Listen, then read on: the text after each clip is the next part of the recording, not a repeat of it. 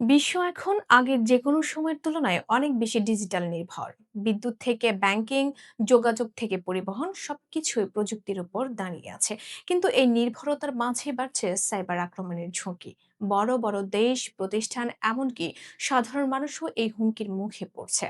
প্রশ্ন উঠছে, এই সাইবার যুদ্ধের যুগে কোন অবকাঠামো সবচেয়ে বেশি ঝুঁকিতে? ফারজানা মিথিলার প্রতিবেদনে বিস্তারিত। বর্তমান বিশ্বে সাইবার আক্রমণের মূল লক্ষ্য সাধারণত তিনটি খাত: বিদ্যুৎ ব্যবস্থা, ব্যাংকিং সিস্টেম এবং স্যাটেলাইট বা যোগাযোগ অবকাঠামো। কারণ এই তিনটি খাতের উপরই আধুনিক সমাজ পুরোপুরি নির্ভরশীল। প্রথমেই আসে বিদ্যুৎ খাতের কথা। বিদ্যুৎ না থাকলে একটি দেশ কার্যত অচল হয়ে যায়। হাসপাতাল, পানি সরবরাহ, ট্রাফিক সবকিছু বন্ধ হয়ে যেতে পারে। এই কারণে বিদ্যুৎ গ্রিড এখন সাইবার হামলার বড় টার্গেট।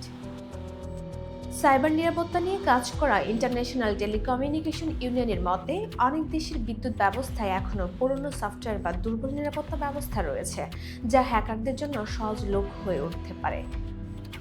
এরপর আসে ব্যাংকিং খাত। Online banking, mobile finance, digital payment সবকিছু এখন ইন্টারনেটের মাধ্যমে পরিচালিত হচ্ছে। ফলে এই খাতে আক্রমণ হলে সরাসরি অর্থনৈতিক ক্ষতি হয়। ইন্টারন্যাশনাল মনিটারি ফান্ডের বিশ্লেষণে বলা হয়েছে, সাইবার আক্রমণের কারণে ব্যাংকিং খাতে বড় ধরনের অর্থনৈতিক ঝুঁকি তৈরি হচ্ছে। ডেটা চুরি, লেনদেন বন্ধ হয়ে যাওয়ার মতো বড় সমস্যার সম্মুখীন হওয়ার সম্ভাবনা বৃদ্ধি পাচ্ছে। তৃতীয় বড় ঝুঁকি হলো স্যাটেলাইট ও যোগাযোগ ব্যবস্থা। ইন্টারনেট, জিপিএস, টিভি সম্প্রচার সবকিছুই স্যাটেলাইটের উপর নির্ভরশীল। যদি এই সিস্টেমে আক্রমণ হয়, তাহলে যোগাযোগ ব্যবস্থা ভেঙে পড়তে পারে।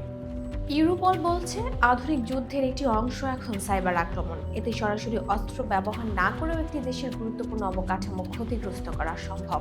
বিশ্লেষকদের মতে, এই তিনটি খাত ছাড়াও স্বাস্থ্যসেবা, পানি সরবরাহ এবং পরিবহন ব্যবস্থাও ঝুঁকির মধ্যে রয়েছে। তবে বিদ্যুৎ, ব্যাংক এবং যোগাযোগ ব্যবস্থা সবচেয়ে বেশি ঝুঁকিতে রয়েছে।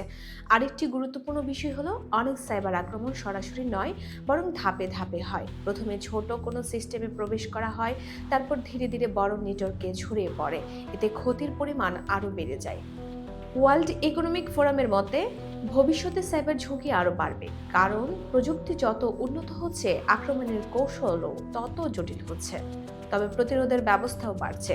অনেক দেশ এখন সাইবার ডিফেন্সে বিনিয়োগ বাড়াচ্ছে, নতুন নিরাপদ সফটওয়্যার ব্যবহার করছে এবং দক্ষ সাইবার বিশেষজ্ঞ তৈরি করছে। বাংলাদেশ সহ অনেক উন্নয়নশীল দেশও এই বিষয়ে সচেতন হচ্ছে, কারণ ডিজিটাল সেবা বাড়ার সঙ্গে সঙ্গে ঝুঁকিও বাড়ছে। সব মিলিয়ে গ্লোবাল সাইবার আক্রমণের এই সময়ে সবচেয়ে ঝুঁকিতে রয়েছে বিদ্যুৎ, ব্যাংকিং এবং স্যাটেলাইট যোগাযোগ ব্যবস্থা। এই তিনটি খাত যদি আক্রমণের শিকার হয়, তাহলে পুরো দেশের অর্থনীতি ও দৈনন্দিন জীবন ব্যাহত হতে পারে। শেষ পর্যন্ত প্রযুক্তির উপর নির্ভরতা যত বাড়বে, নিরাপত্তার প্রয়োজনও তত বাড়বে। কারণ ডিজিটাল যুগে সবচেয়ে বড় শক্তি যেমন প্রযুক্তি, তেমনি সবচাইতে ঝুঁকিপূর্ণ বিষয়ক হচ্ছে এই প্রযুক্তি। Voice of Bangla, international desk.